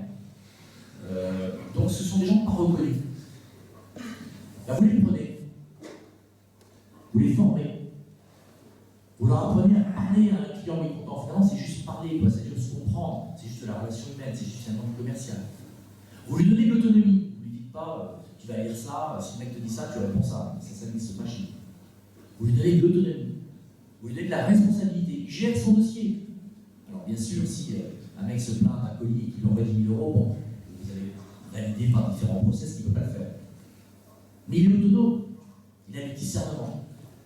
Ces gens-là chez BP, c'est des gens qui sont les mieux formés et qui sont chassés en interne par toutes mes équipes ailleurs quand il y a besoin d'avoir des gens qui viennent les aider quand il y a des périodes comme novembre, décembre, où c'est un peu fort. Parce que vous les avez reconnus. Et finalement, bon, là je fais une petite aparté finalement sur la vie ensemble, en général dans ce pays, et sur l'incivisme. Quand vous reconnaissez les gens, quand vous les écoutez, quand vous les entendez, quand vous leur parlez, vous générez finalement autre chose que parfois ces clivages qu'on voit, je fais une petite aparté, dans notre pays. Voilà. Alors ça, c'est les 4 piliers. 4 piliers. Et tout site de e-commerce, que vous vendiez des montres de luxe, ou que vous vendiez des pizzas, que vous soyez un distributeur comme Carrefour, ou qui que vous soyez, ça marche comme ça. Avec ces 4 piliers qu'il faut faire grossir plutôt au même moment, ensemble. S'il y en a un qui est plus haut que l'autre, avec les autres, et qu'il y en a un qui est bancal, ça s'arrête. Moi j'ai eu un incident par exemple en septembre sur la prod, où est-ce qu'on a mis en place un nouveau système de suivi de la fabrication d'une vente qui a été mal expliqué aux équipes de prod. Mon pilier prod est tombé en septembre. Ce qui est grave, c'est que je rentre dans mes 3 plus gros mois de l'année. Il a fallu reconstruire le pilier prod. Donc travailler dans l'urgence, reconstruire le pilier prod. Avec des conséquences importantes, humaines, etc. sur les responsabilités qui avaient été prises. Et voilà. Donc ça, c'est les 4 piliers. Et au milieu, vous mettez votre métier. Certains, c'est de fabriquer des robes, vendre des robes. Moi, je vends les inventaires. Voilà, ça, c'est le modèle de e-commerce. Et après, bien sûr, il y a les fonctions support, que vous connaissez, les RH, la finance, tout ce que vous voulez. Mais ça appartient à toutes les sociétés en général. Mais le e-commerce marche avec ces 4 piliers. Alors, je vais répondre à la question.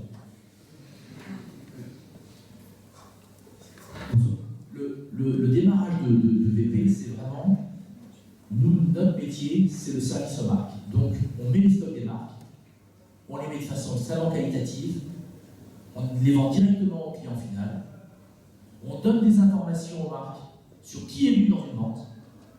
Donc, il y a des rapports marketing qui font 20-30 pages avec de l'analyse de data sur qui est venu, quel est le comportement, etc. Des informations qu'on donne gratuitement. Ensuite, on renvoie les gens en boutique, parce qu'aujourd'hui, avec le temps, mais sans même que je le dise ici, c'est pas un truc que je me suis dit, tiens, voilà ce qu'on va devenir. C'est un truc à un moment donné, vous avez aperçu, vous êtes devenu ça parfois.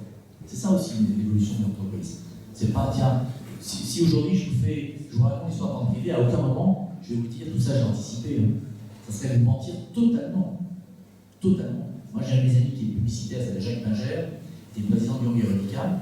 Un jour, je lui dis, mais comment je vais faire, alors on est en 2007, comment je fais pour faire ce métier-là, etc. Tu sais pas qui je devrais embaucher. Il dit, écoute, c'est un nouveau métier. Tu es comme dans la forêt, avec une machette, tu fais ton chemin, parfois tu vas te tromper. Quand tu vas te tromper, tu vas reculer, et tu referas un chemin à côté. Toute l'histoire de vente privée, c'est ça en fait. C'est faire des expériences, se planter, plein de fois, revenir en arrière, repartir sur toujours l'essentiel, c'est-à-dire l'ADN du business model, c'est-à-dire le service aux marques, et finalement l'excellence opérationnelle pour les vrais clients.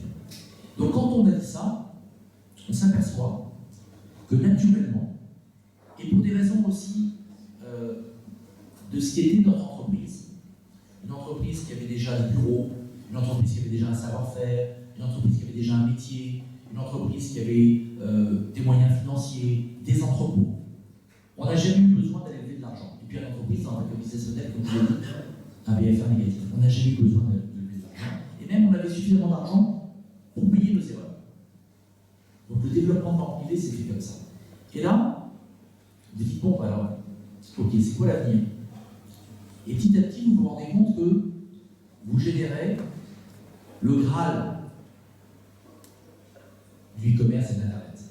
C'est quoi le Graal? C'est très simple, c'est le trafic. Si vous avez les moyens, vous achetez une boutique sur Oxford Street ou sur les Champs-Élysées, ça vous coûte très cher à envoyer, mais vous êtes sûr qu'il y a du trafic. Vont-ils ou pas rentrer dans votre boutique? Ça dépend de votre offre. Mais quand même, en tout cas, ils vont passer devant. Le Graal de l'Internet, de tous les modèles Internet, tous, en tout cas ceux qui ont l'ambition d'agrandir les murs et de faire entrer le plus de monde possible, c'est le trafic. C'est extrêmement difficile, dans ces nouveaux métiers, de transformer de la pub en des gens qui vont venir sur le site. Surtout aujourd'hui, c'est en train de changer parce que les habitudes de consommation sur les marques, une marque internet qui ferait de la pub va éventuellement générer le fait qu'on aille ensuite sur son site. Mais vous savez très bien que l'internet, si vous voulez trouver un site, ça se passe que dans votre tête. C'est tiens, je vais y aller. Tandis qu'une boutique, vous passez devant. Une boutique, elle se rappelle à vous. Et donc, cette résonance du pub, tiens, je passe devant la boutique, vous y rentrez. Internet ou l'e-commerce, il faut y aller. Et à ce moment-là, il y a la boîte la plus riche du monde qui a été créée, avec l'algorithme le plus génial au monde, c'est Google. Et donc, Google, que vous connaissez bien, que vous utilisez, et qui sont des gens géniaux, c'est le macro du net. Voilà. Donc Donc ça veut dire qu'ils vous font payer pour que les gens aillent chez vous. Moi, je l'ai dit dans plein de conférences, moi, m'écrit Google. On va arrêter de le dire. Et nous avons fait le choix de jamais payer Google. Nous sommes une boîte totalement Google Free. C'est-à-dire que le nom-vente privé, il apparaît en haut uniquement parce qu'il y a énormément de requêtes et que leur algorithme ne peut pas le changer sinon il serait plus crédible et qui nous fait apparaître en haut. Mais pourquoi je les aime beaucoup? C'est parce que Google vend les marques des autres. Donc si vous tapez vente privée, vous allez voir qu'il y a un de mes concurrents qui est au-dessus de moi parce qu'il achète mon nom et qui se met au-dessus. Donc vous voyez les marques qui sont, c'est assez intéressant sur l'évolution du monde, des marques qui sont des marques qu'on aime, des marques love, des marques qui vont changer notre vie, des marques qui font que notre quotidien, en tout cas le vôtre, même le mien maintenant, mais en tout cas, vous vous imaginez pas, mais la vie sans Google, on se demande parfois comment on a pu la vivre. Et bien ces marques-là, par arrogance, par toujours soif de plus de financiarisation, de valorisation de leurs actions, etc., se mettent à avoir des comportements qui les rendent moins lovable. C'était une petite aparté. En ce moment, chez Google, ils sont en panique totale. Et c'est plutôt intéressant. Mais panique totale. Les plus grands cerveaux de Google, les plus grands développeurs de Google, vraiment, au moment où je vous parle, ils ne dorment plus la nuit. Alors que c'est une boîte incroyable, non? Ils n'ont jamais eu autant de résultats, de revenus publicitaires. Ils investissent dans la nanotechnologie. Ils sont même prêts à hanter la vie éternelle. Ils sont très très forts. Mais vous savez pourquoi ils ne dorment plus la nuit? C'est tout simple. Quand je vais vous dire, vous allez dire, c'est dingue. Parce qu'il y a Siri. Et parce que chez Android, je ne sais pas comment ça s'appelle, c'est pas Siri, mais. Parce que demain, les objets, vous allez leur parler. Et si vous avez l'iPhone 6, moi j'utilisais pas Siri sur l'iPhone 5, et sur l'iPhone 6, il est dingue. Et dans 3 ans, ce sera encore plus dingue. Parce qu'à chaque fois, les phrases, elles sont presque automatiques. C'est ce que je vais dire. C'est déjà le cas. Vous allez parler aux objets. Et donc vous n'irez plus sur Google. Vous n'irez plus sur Google. Vous direz, je veux aller dans telle boutique, donne-moi le chemin. Je veux aller chez telle marque. Trouve-moi un Italien dans le 17e. Alors bien sûr, ils ont un peu de revenus par rapport à l'Italien qui vous sortir en premier. Mais ça ne sera rien à côté de ce qu'ils vendent aujourd'hui à la pub. Ça veut dire que même les boîtes les plus puissantes au monde, dans le monde dans lequel on vit, si elles ne se remettent pas en question, elles ne sont plus les mêmes. Oui. Mais vous dites que Google dort plus la nuit à cause des algorithmes qui permettent aux machines de parler. Mais ces algorithmes-là utilisent des API qui ont été développés par Google aussi. Oui, alors là, ça devient technique pour moi. Mais ce que je vous dis, c'est juste que quand vous allez sur Google, ce qu'ils vendent eux, c'est quand même la publicité que vous voyez quand vous allez sur leur page. Et c'est ça le revenu. Alors après qu'ils fassent des prouesses technologiques et qu'ils fassent les implémenter dans les ordinateurs et dans les smartphones, certainement. Ils ne sont pas morts, hein. Ils sont loin d'être morts. Je n'ai pas du tout dit ça. J'ai dit que les revenus publicitaires ne seront jamais plus les mêmes à partir du moment où vous n'aurez plus besoin d'aller sur Google pour chercher quelque chose. Parce qu'aujourd'hui, quand vous cherchez quelque chose, vous allez quand même et vous regardez. Je ne sais pas, moi je fais comme ça. Il y a peut-être d'autres méthodes, mais moi je fais comme ça.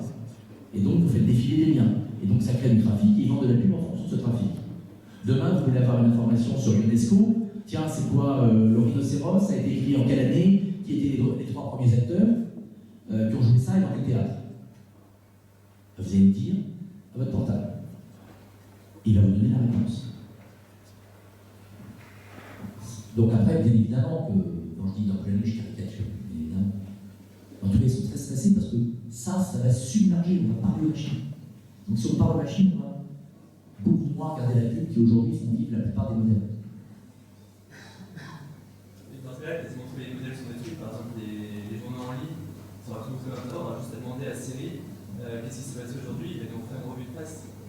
Ouais, là ça risque d'être un peu léger, mais ça n'empêchera pas que c'est un bon journaliste d'avoir envie de dire lisez-moi l'article sur la Syrie aujourd'hui qui est dans le monde. Bien sûr, on va quand même plus la pub qui sera sur le monde. Donc le monde, c'est Maintenant, parce que le monde, il fera que soit vous irez l'article directement, parce que la machine vous lui parle, mais après vous lisez. Donc l'article va arriver sur l'appli ou sur votre écran. Ou elle pourra vous le lire. Mais en tout cas, j'ai pas dit que c'était la Siri qui allait vous répondre. J'ai dit Siri allait chercher pour vous. Donc après, vous allez continuer à lire. Mais j'ai pas toutes les réponses. Hein. Moi, c'est un nouveau truc que j'ai dans ma tête depuis quelques jours. J'en ai parlé avec Marc Simoncini qui m'a éclairé là-dessus. Il dit réfléchis, regarde ce qui se passe chez Google. Siri fait qu'on n'ira plus regarder la pub parce qu'aujourd'hui, on va chercher. Et donc, il y a des pages de pub à côté.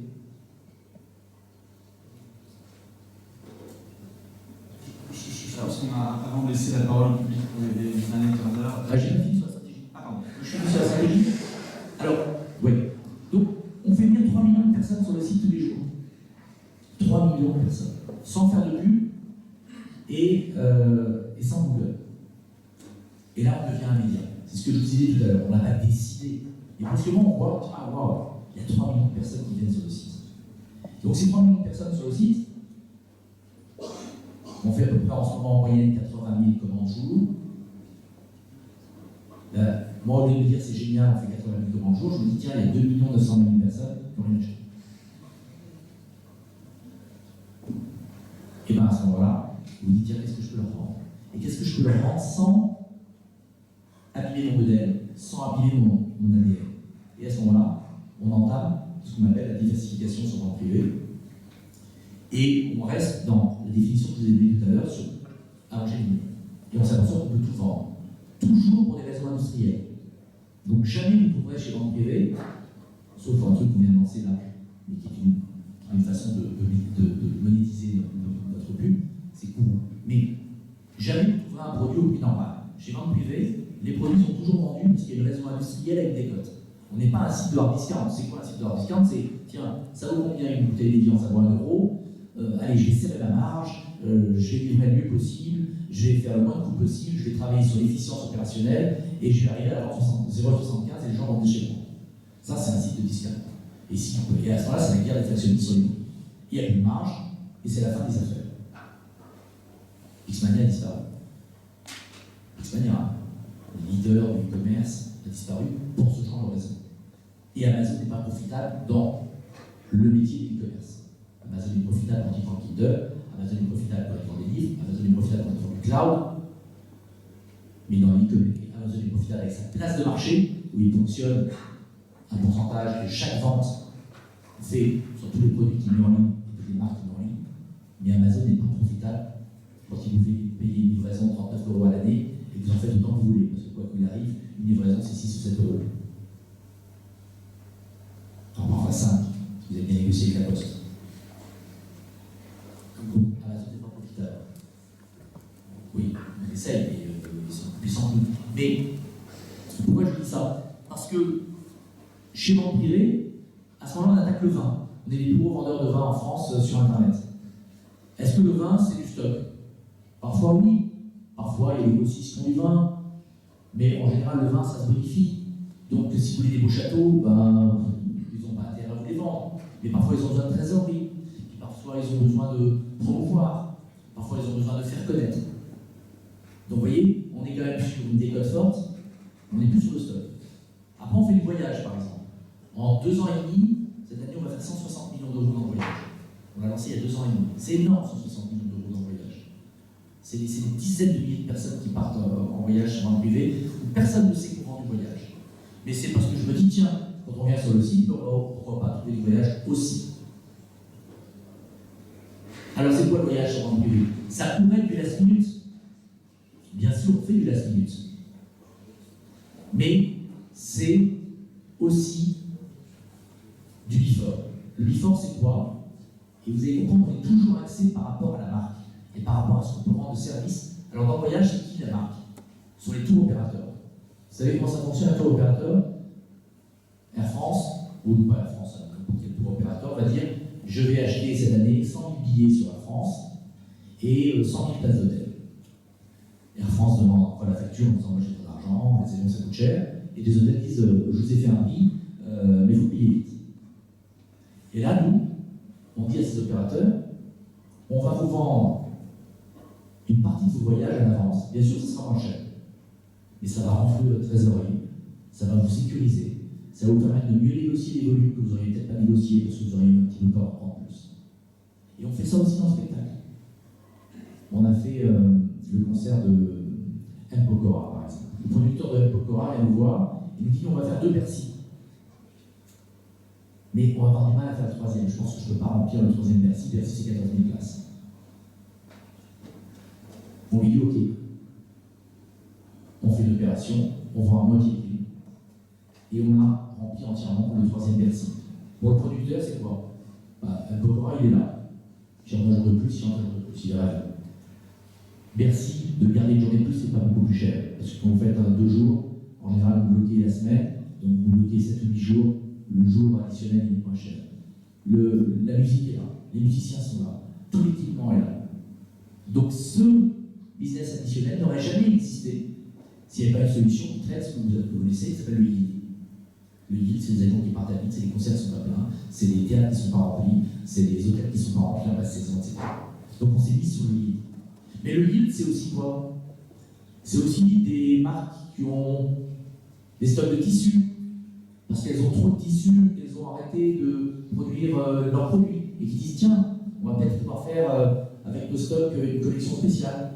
C'est aussi des usines qui tournent à vide, parce que parfois les usines ont énormément de travail à certaines périodes et moins d'autres. Ça veut dire qu'une marque peut vous dire ok, moi j'ai une usine au Vietnam qui est à vide pendant 2 mois.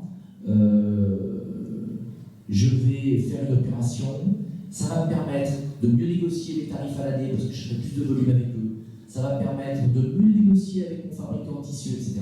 Voilà, c'est toujours tout ce qu'on développe sur le privé par en permanence de cette relation avec la marque pour avoir le meilleur service qu'on peut lui proposer. Et après, vous déroulez ça à l'infini sur tous les produits qui existent. Et ensuite, puisque vous avez du trafic, vous allez sur le couponing aussi, le renvoi en boutique. Vous savez, il y a un truc sur Amazon c'est hyper innovant. Hein. C'est le bouton qui fait que quand vous êtes dans une boutique, vous photographiez avec votre appareil, le code barre, vous cliquez sur Buy, en plus c'est ce qu'ils avaient fait sur leur téléphone, ils se sont un peu plantés, mais c'est arrive. Et vous êtes dans la boutique, mais ce produit va vous être livré chez vous par Amazon et prochain. À la limite, c'est génial. Hein. Ça veut dire qu'une boutique peut se remettre en question, que l'innovation permet ça, etc. C'est super. Mais c'est pas très boutique friendly, c'est vachement impérialiste. D'accord. J'ai rien contre, hein. Je peux être aussi impérialiste parfois. Mais nous, chez notre privé, on préfère dire les marques, quand elles vont mal, de toute manière, elles ont moins de stock.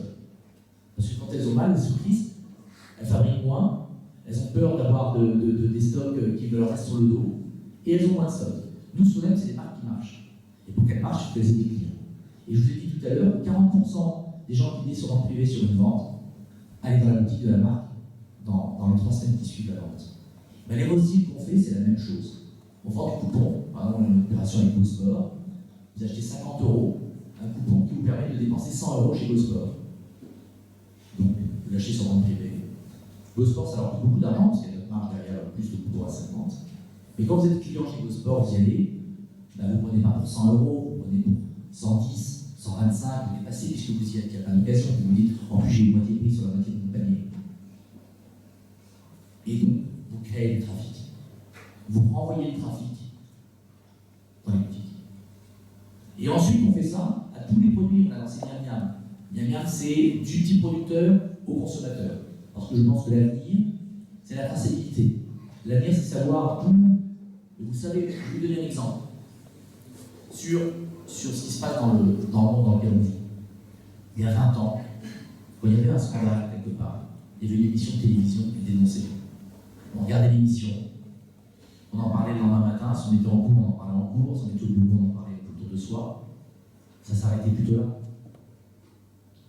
Aujourd'hui, le monde connecté dans lequel vous vivez, et qui est totalement intégré dans votre vie, les informations de tout arrivent à toute vitesse. Vous pouvez les renvoyer, les écouter, les diffuser. Les révolutions arabes, elles ont commencé comment? Mohamed Bouazizi, vous savez qui c'est? C'est le jeune Tunisien. Il s'est immolé en Tunisie le pays du soleil et du couscous. Un mec de 20 ans qui s'immole, c'est d'une violence inouïe, non? Il était vendeur de légumes, il en avait marre d'être martyrisé par le flic du coin. Et il s'immole. Les révolutions arabes ont commencé à ce moment-là, par une émotion qui a submergé toute la planète. Et Twitter a pris le dossier. Et il n'y a plus eu aucun homme politique qui a été capable d'endiguer cette vague d'émotions et que ça a démarré comme ça. Après, il y a plein de causes sur la politique, mais vous voyez, c'est démarré de ça. Et pourquoi je vous parlais du miam-miam et de la traçabilité? Parce que moi, je pense que nos... C'est un autre sujet qui est éloigné peut-être en privé, mais c'est pas grave. Peut-être nos petits-enfants, nos arrière-petits-enfants, ils nous haïront sur la façon dont on traite le vivant sur la planète. Pas seulement le végétal, mais les animaux, tout ce qui est vivant. Ils nous haïront de la façon dont on les a tués, de la façon dont on les a traités, parce que dans un siècle, on mangera différemment. Et c'est en train de se mettre en place. D'où viennent les produits que vous mangez? Parce que de toute manière, c'est très simple. Si vous mangez mal, c'est le cerveau qui se met. Si vous mettez la mauvaise essence dans votre voiture, la voiture avance. Donc toute cette traçabilité est en train de se mettre en place. Et c'est la même chose pour les marques. Quand une marque demain, alors aujourd'hui ça démarre et puis ça s'arrête vite, les marques sont encore très puissantes, mais toutes les marques qui traitent mal leurs collaborateurs, les gens dans les usines, le travail en Chine, qui est l'esclavagisme absolu, et qui vivra une révolution bien évidemment un jour, toutes les marques qui ne font pas attention à ça se verront détruites au niveau de leur réputation aussi rapidement que les révolutions arabes se sont mis à balayer les pouvoirs dictatoriaux. Et vous verrez ça. Et ça, c'est le monde dans lequel on vit. Et c'est le monde dans lequel vous allez vous construire. Parce que moi c'est pas moi qui vais construire ce monde. Moi, j'ai construit, comme j'ai lu, et peut-être pas si bien, mais vous, c'est le monde de demain que vous allez construire comme ça. Et c'est ce monde, grâce au digital, que vous allez pouvoir rendre meilleur, plus communautaire, plus soucieux de l'autre, plus ouvert, plus respectueux. C'est ça la tâche. Et c'est passionnant. Je me suis éloigné. Donc, c'est un peu plus loin de l'aventure dont vous vivez. Vous avez en face de vous une centaine de futurs diplômés de télécom. Quels conseils vous pourriez leur donner pour réussir à entreprendre, ou en tout cas prendre des risques comme vous avez su le faire et réussir? D'abord, tout le monde n'a pas envie d'être entrepreneur. Heureusement. Maintenant, il y a le père du patron du MEDEF, Yvon Gattaz, qui parle de la théorie de l'escalier. C'est très simple. Plus vous avancez dans la vie, moins vous avez envie de prendre de risques. Les idéaux qu'on a à 20 ans, 30 ans après, malheureusement, et c'est horrible, hein. Ils ont évolué, ils sont bourgeoisés, on n'a plus envie de faire la révolution de la même façon, etc. C'est la même chose dans l'entreprise. Vous êtes là, vous êtes brillant, vous avez fait des concours qui vous ont pris un temps fou, qui vous ont pris une partie de votre liberté de jeunesse, et aujourd'hui vous êtes là. Franchement, c'est maintenant qu'il faut prendre des risques. Il faut démarrer tout de suite. Alors tout le monde n'est pas entrepreneur, mais ceux qui le sont, surtout faites-le. Moi je viens ici, bien sûr Alexandre m'a demandé, mais moi j'interviens dans les écoles, je n'y vais que pour une seule chose. Hein. S'il y en a un seul qui décide, parce qu'il m'a entendu qu'il a monté une entreprise, j'ai pas perdu mon temps. Je me suis dit au moins j'ai mis ma petite graine. Chacun doit mettre sa petite graine comme ça. Donc voilà, je dis, la théorie de l'escalier, c'est à 23 ans, démarrer une entreprise, on peut le faire, on n'a pas de charge, on peut vivre dans une chambre de bonne, on n'a pas besoin de beaucoup d'argent pour vivre et être heureux. Après, on se met en couple avec un homme, une femme, et c'est pas la même chose. Après, on achète un appartement parce qu'on a des enfants, ou en tout cas, c'est ce qu'on voudrait faire. Après la vie, on a des crédits, etc. Après, la prise de risque est beaucoup plus dure. Moi, j'en connais plein des mecs de 50 ans, pour mon âge, et ils avaient 30 ans, je vous entends dire qu'ils adoraient monter une entreprise. Mais ils me disaient à 20, à 25, à 30, à 35, à 40. C'est maintenant qu'il faut prendre ce risque-là. Et puis, alors, il ne faut pas hésiter moi, je dirais qu'il ne faut pas hésiter à avoir peur de l'échec. Moi, par exemple, je connais un échec en ce moment aux États-Unis. j'arrête les États-Unis. C'est la décision et je suis soulagé, j'ai pas de business model en Amérique, pour plein de raisons que je ne vais pas vous expliquer là, ça serait trop long. C'est une décision difficile d'arrêter avec 120 personnes alors qu'on fait 50 millions de dollars, mais c'est une forme d'échec. C'est pas grave. Dans ma tête, je me dis, mais la façon dont je l'ai fait, en JV avec American Express, ça va porter ses fruits. Peut-être que demain, je vais faire l'Amérique autrement. Peut-être que je vais faire l'Amérique d'ici. Peut-être que je vais livrer d'ici. Peut-être que demain, il y a des logisticiens qui vont nous permettre de livrer des containers entiers et qui me géreront mes retours, etc. Parce qu'un site internet, j'ai pas besoin d'avoir 150 personnes à New York pour l'ouvrir en Amérique, je peux l'ouvrir demain. Parce que j'ai ma base de membres d'un million d'Américains, je l'ai toujours. Donc, est-ce que je vis un échec? Oui, si vous lisez Twitter, il y a des trucs horribles. Mais moi, j'ai adoré partir sur 3 ans d'aventure parce que Ken Chino, le patron d'Amex, est venu me voir, il m'a dit j'ai envie de faire ça avec toi, moi je ne voulais pas faire l'Amérique. Et quand vous avez le patron d'American Express qui vient, débarque chez vous, je vous dis on fait ça ensemble. Vous dites quoi? Non, on va faire ça avec là. Alors après que vous rentriez dans un truc un peu gazeux, parce que quand vous arrivez à New York, déjà, vous êtes à 60% de vos capacités, le décalage, l'air de l'avion, la taille de la ville, et que vous fassiez des erreurs, et que vous attendiez votre associé pour faire moins de vous, parce que lui, il n'a pas de décalage. Ouais, alors il y a plein d'erreurs, mais vous voyez, donc ça veut dire, je reviens sur vous, ça veut dire, les échecs, c'est pas grave, quoi. Moi, avant de monter mon privé, je vous ai raconté mon histoire de plateforme B2B. Je peux vous dire 2 millions de francs à l'époque, c'est beaucoup d'argent. Je vous ai raconté mon histoire du mec à 80 000 francs qui voulait monter une salle de ring où il fallait qu'on lève 300 millions. Là, si je suis un peu embrumé, je dis oui, on y va, hein, vas-y, les marchés c'est génial, on va faire de l'argent, je fais confiance. Mais je fais une boîte.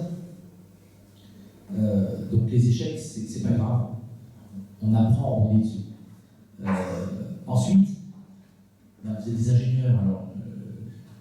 Donc c'est vrai que vous maîtrisez les concepts et la techno mieux que moi, mais à un moment donné, ce qui est important, c'est qu'est-ce qu'on va pouvoir faire, et ça je prends un peu de Xavier, Xavier Niel, qu'est-ce qu'on va pouvoir faire chaque jour qui peut, dans des choses qui existent, changer quand même un peu le monde.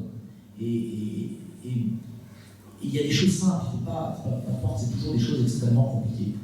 Et toute l'histoire de la banque privée nous a montré que on peut faire une entreprise qui emploie 2200 personnes, qui fait 1,6 milliard d'euros en partant d'un capital de 20 000 francs il y a 30 ans, enfin j'ai mis du temps, mais en utilisant la techno comme un outil, dans un vieux métier archaïque, qui n'intéresse personne.